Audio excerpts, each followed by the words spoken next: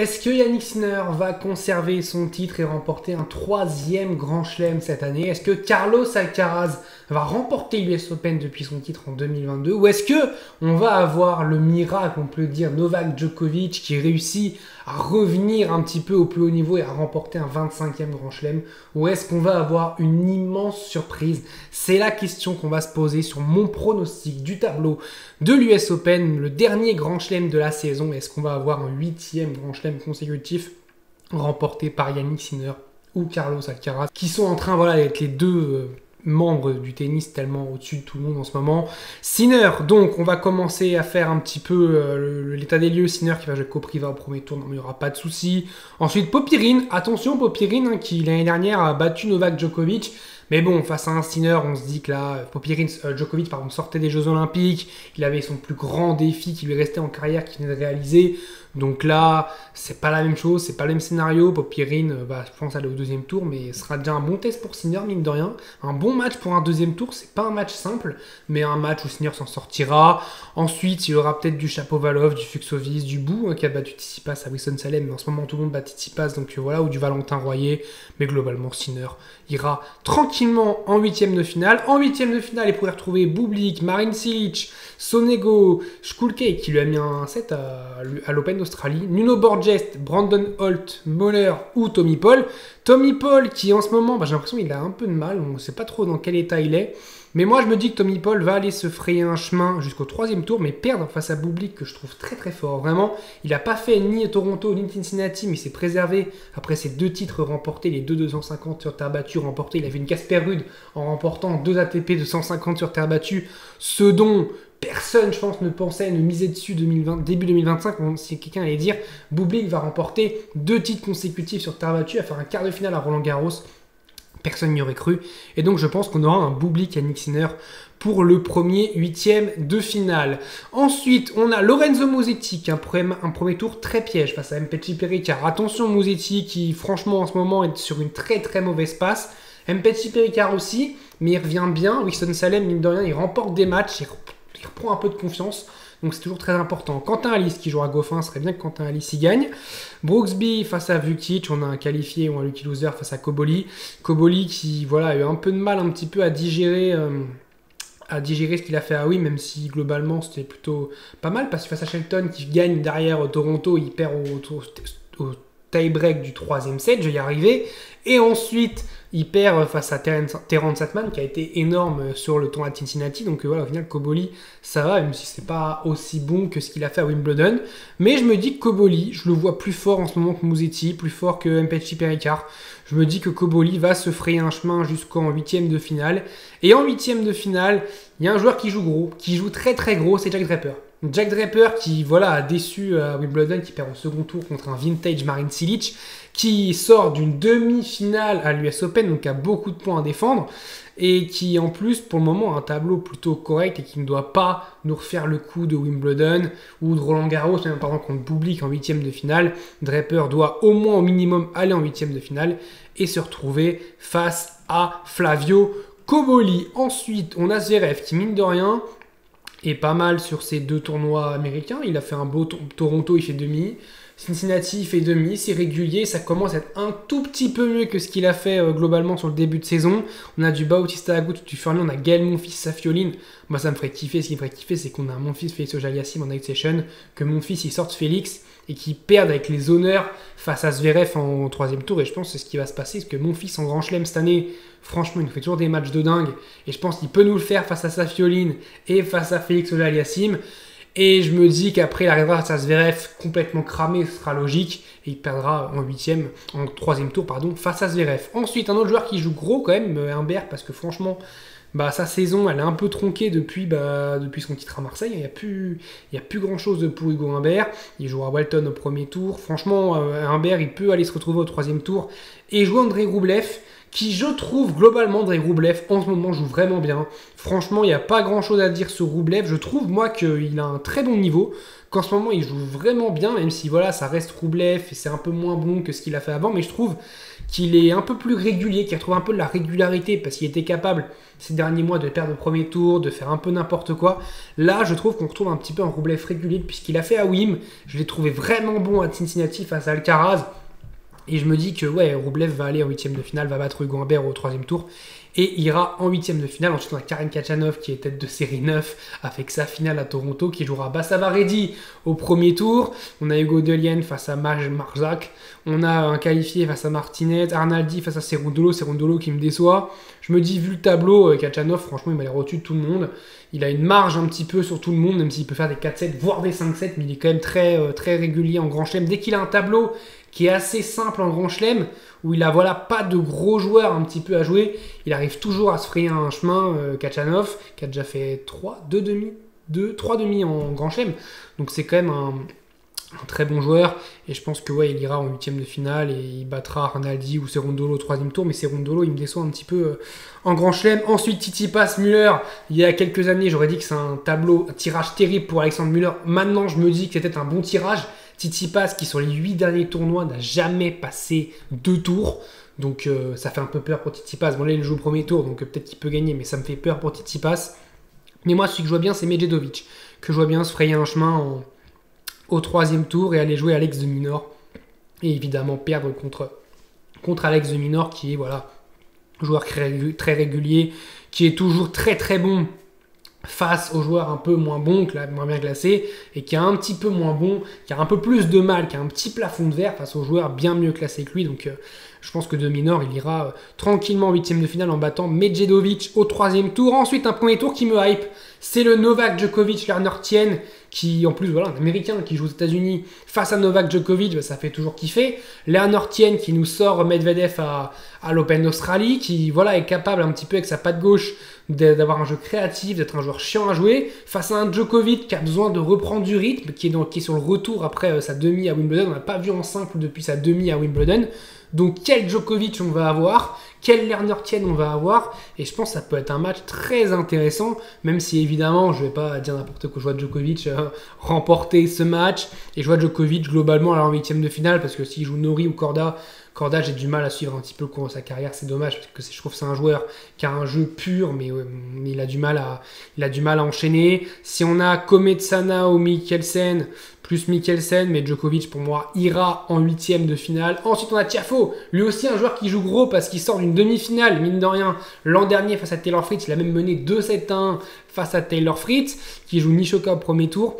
Tiafoe, je me dis, il peut aller au troisième tour, complètement au troisième tour, et se retrouver face à Rune, et je me dis qu'il va battre Rune. Je pense qu'il peut battre Holger Rune au troisième tour. Le côté américain, le côté ambiance night session, le côté est-ce que Rune physiquement, il va pas un peu dépenser l'énergie sur les premiers matchs, parce qu'on sait que Rune il est capable de faire des matchs en 4, 5, 7 dès les premiers tours et se cramer pour la suite. Je me dis, moi, Frances Tiafoe, s'il y a bien un tournoi où il ne faut pas miser contre lui, c'est à l'US Open. Et je pense que Frances Tiafoe peut encore nous refaire un très bon US Open, comme il a déjà fait en 2022, où il est à 1-7 d'aller en finale, comme en 2024, où il est à 1-7 d'aller en finale. Ok, c'est une année sur deux. Mais là, moi, je pense que Tiafoe, il peut complètement aller en huitième de finale. Et ouais, je vois bien Tiafoe aller en huitième de finale. Ensuite, sur l'autre huitième, on a Mensik qui a besoin d'aller faire une deuxième semaine en grand chelem, mais il n'a toujours pas fait, qui jouera Jarry qui a fait un très gros Wimbledon, un très bon Wimbledon. On a Fonseca Kekmanovic, quel match. On a Marjak, lui aussi, hein, physiquement, c'est une énigme ce joueur, c'est une énigme. Et moi, je vois Mensik, je pense que c'est la première fois que Mensik il jouera Fonseca au troisième tour, et je pense que c'est la première fois que Jakub Mensik va accéder au huitième de finale. Il va être pour la première fois de sa carrière, je pense, en huitième de finale, et ce serait globalement mérité au vu de sa saison. On a Nakashima, Queen, Baez, Nava, Fritz, et je pense que Fritz, c'est quand même un tableau, là c'est parti de tableau très américain. Hein. Nava, qualifié Lucky Loser, Queen qui est américain, Nava, Fritz. On a pas mal d'Américains, et je vois quand même Fritz passer, parce que Taylor Fritz, c'est quand même une assurance. Normalement, c'est une assurance encore plus aux États-Unis. On sait que les Américains aux États-Unis, ils ont un boost de 5% en plus. Ils sont toujours très bons aux États-Unis. Donc voilà. Pareil, un autre Américain, Ben Shelton, sur qui j'ai beaucoup d'espoir. Et Ben Shelton, franchement, ce qui me ferait kiffer, c'est qu'il joue Corentin Moutet au 3e tour. Parce que ouais, Manarino, il va peut-être battre Grexpour. Ce serait tellement marrant que Manarino réussisse à nous refaire une remontada un petit peu après avoir fait une saison cataclysmique en 2024. Revenir comme ça, je trouve ça complètement dingue.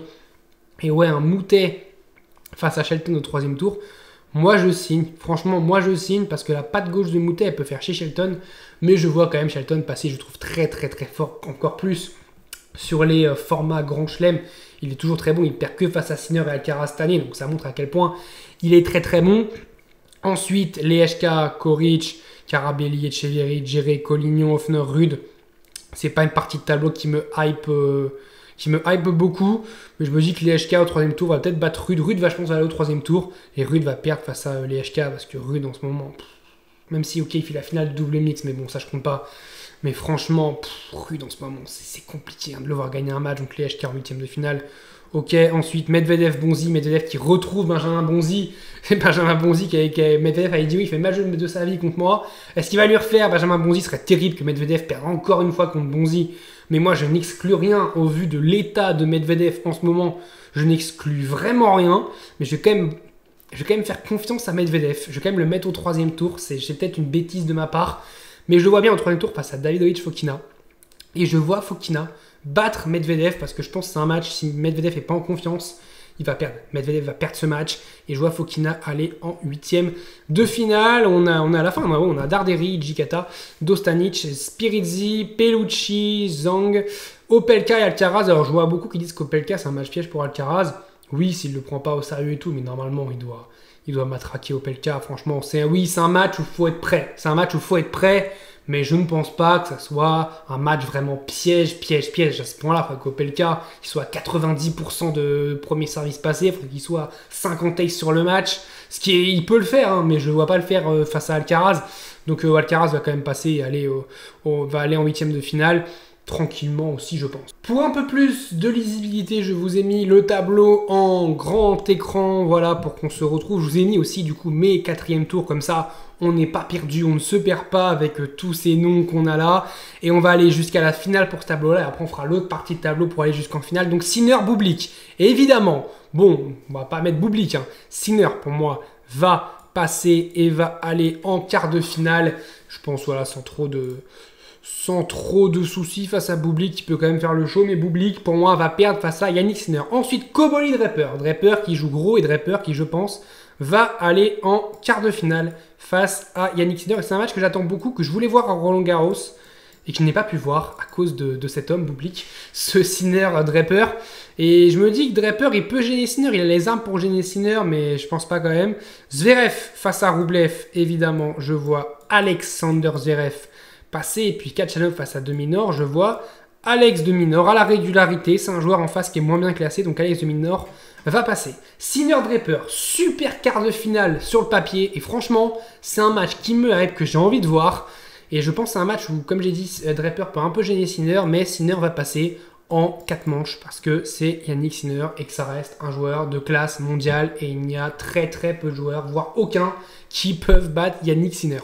Ensuite, je vois Zverev battre de Minaur. Scénario classique, un Zverev qui va être plus patient que de Minaur. De Minaur qui va essayer de prendre l'échange à son compte. Et de Minaur qui va un petit peu se faire passer, se prendre des contre-attaques par Zverev. Et surtout un de Minaur qui joue un joueur mieux classé que lui. Donc de Minaur va perdre face à Zverev. Et on aura le remake de la finale en demi-finale de la finale de l'Open d'Australie entre Sinner et Zverev. Et je vois à peu près le même scénario. Un Yannick Sinner qui se qualifie en finale. Pas trop de surprises pour moi sur cette partie de tableau. Sur la deuxième partie de tableau, donc nous avons Djokovic. J'avais mis Novak Djokovic face à Frances Tiafoe. Encore un match entre un Américain et une légende mondiale. Je vois évidemment Novak Djokovic stopper Frances Tiafoe. Ce serait complètement dingue que Tiafoe, après avoir sorti Nadal en 8e de finale à l'US Open, d'ailleurs, si je dis ouais, c'était le dernier match de Nadal à l'US Open. Donc il a foutu Nadal à la retraite, en tout cas de l'US Open. C'est-à-dire qu'il a pu jouer à l'US Open. S'il fait pareil avec Djokovic, non, ça j'y crois pas. J'y crois pas, Djokovic va gagner. Ensuite, j'avais mis Jakub Mensik qui jouait face à Taylor Fritz. Bon, Taylor Fritz, hein. joueur costaud, américain, finale à défendre, il va se qualifier. Je pense que Mensik va être un peu cramé de son combat face à Joao Fonseca. Ben Shelton. Ben Shelton, joueur sur qui j'ai d'énormes attentes, qui jouera face à Jiri Lehečka. Lehečka, c'est un H. Shelton, pour moi, va passer face à Jiri Lehečka parce que Shelton ne perd jamais face à un joueur autre que Sinner ou Alcaraz. Donc je vois Ben Shelton aller en quart de finale, encore une fois, encore un bon résultat en Grand Chelem pour Ben Shelton. Et donc j'avais mis Fokina, je mets David Fokina, mais je mets Fokina, face à Carlitos, face à Alcaraz, dans un match 100% espagnol. Je vois Carlitos passer et battre Davidovich Fokina. Donc on aurait Novak Djokovic, Taylor Fritz et Shelton Alcaraz. J'ai mis les 8 premières têtes de... Si je dis pas de conneries, j'ai mis les 8 premières têtes de série qui passent. Donc ce sera forcément pas ça, mais pour moi, je vois pas de... Pour moi, j'ai l'impression que c'est pas une évidence, mais j'ai l'impression que les 8 premières têtes de série, quand je vois leur tableau et tout, j'ai pas l'impression qu'il y ait tellement de joueurs qui... Sauf si c'est une énorme dinguerie, hein, comme Van de Zandschulp qui bat Alcaraz en dernier. Si, par exemple, Opelka, premier tour, il te sort Carlos Alcaraz, là, c'est le bordel. Là, c'est le bordel, parce qu'on a un joueur, Shelton, Lehečka, Fokina, Darderi, Opelka, qui peuvent se dire, on peut aller en demi-finale. C'est complètement fou. Djokovic, Fritz, pardon. Je crois que ça fait 10-0. Ça fait 10-0 pour Djokovic, ou 11-0, un truc comme ça. En tout cas, ça fera encore un score gros. Je vois Djokovic, encore une fois, en demi-finale, pour la 4e fois, 4 demi-finales pour Novak Djokovic cette saison.